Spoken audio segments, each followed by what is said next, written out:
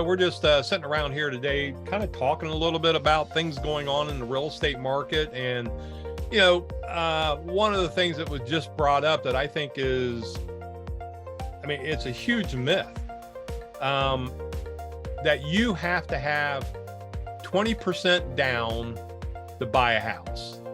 And I talk to buyers all the time that have that thought. And when you tell them, no, you could buy this house, FHA is 3.5% down. And there's grant money, there's OFA money, there's things like that we've had buyers here recently that have gone to closing and they got a few dollars back. And so, what are your thoughts on that, Mike? I used one of these programs with my best friend. Him and his wife, they have 7 kids. They have probably a couple $100,000 in student loan debt, and they never thought that they would be able to buy a home. I hooked them up with a local lender. If it's a low to moderate income area, which there was a tract in Hilliard, if you would believe it, that actually fit this criteria. And when all was said and done, they brought $600 to closing, and they bought a $250,000 house for them and their family. There are so many programs that buyers are unaware of. And when I tell my buyers all the time, they're like, hey, Mike, can you send me a lender? I said, yes, I'd be happy to, but I'm going to send you like 5, because you have to talk to every single one of them. Just because, like us in real estate, Dave, we're not all the same. We all have skills, we all have experience, we all know some things that maybe other agents don't. That's why it's extremely important to interview your agents. Don't just pick the first one off Zillow. But the same is said for mortgage lenders. There are banks, then there's mortgage lenders. There's a difference between the two and the programs that they allot. So it's extremely important when you're doing your research to have those conversations and talk to one of us. We know all the best ones here locally. Not only that, we can help you put together a little speech when you have conversations with lenders to ask the right questions to make sure they give you the right product. One of the best questions, and Steve, you used to ask this question. Tell me a little more about your situation. What does that do, Steve, to get people talking about what's going on? Well, one of the things, Dave, you taught me early in this business was to ask open-ended questions. And you learn so much about your client if you just ask an open-ended question. What are your goals?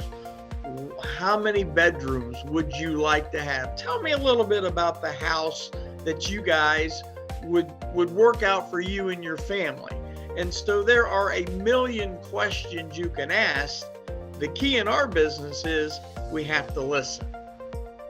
I always, found it very interesting that when you talk to attorneys, one of the things that attorneys, and they have these big law libraries. If you've ever been into, a law office, normally like one whole wall is just all law books.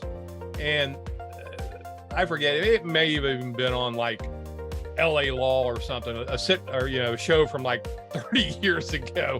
But the quote was, I don't have to know all the laws.